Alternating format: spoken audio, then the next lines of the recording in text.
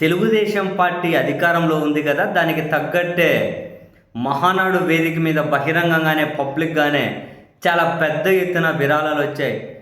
స్వయాన ముఖ్యమంత్రి చంద్రబాబు నాయుడు గారు ఎక్కువ మొత్తంలో విరాళాలు ఇచ్చిన వాళ్ళ పేర్లను చదివి మరీ వినిపించుకుంటూ అభినందించారు. సరే, కనిపించే విరాళాలు ఇన్ని ఉంటే కనిపించని విరాళాలు ఇంకా చాలా ఉంటాయి.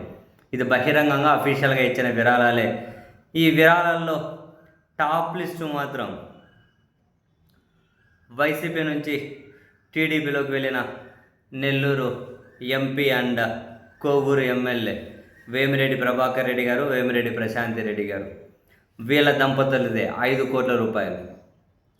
వీళ్ళ విరాళం 5 కోట్ల రూపాయలు. ఇంకా అది మహానాడు వేదిక మీద ఇచ్చింది. ఇంటర్నల్గా కనిపించకుండా చాలానే ఉంటాయి, అది వేరే విషయం.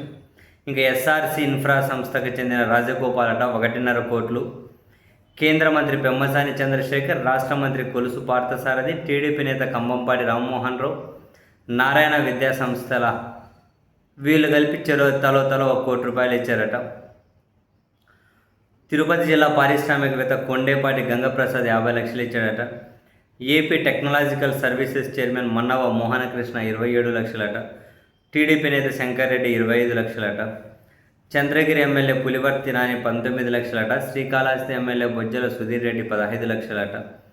Anantapuram urban MLA Daggupati Venkateswara Prasad, Chittoor MLA Gurajala Jaganmohan, Venkatagiri MLA Kurugondla Ramakrishna వీళ్ళు తలో 10 లక్షలు ఇచ్చారట.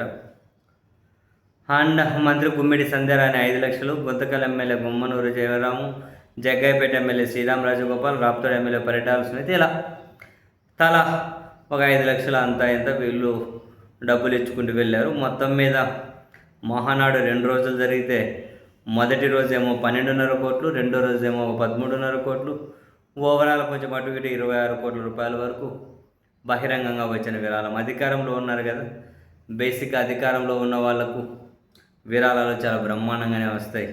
సో ఇవన్నీ కనిపించే విరాళాలే, పార్టీలకు కనిపించని విరాళాలే ఎక్కువగా ఉంటాయి.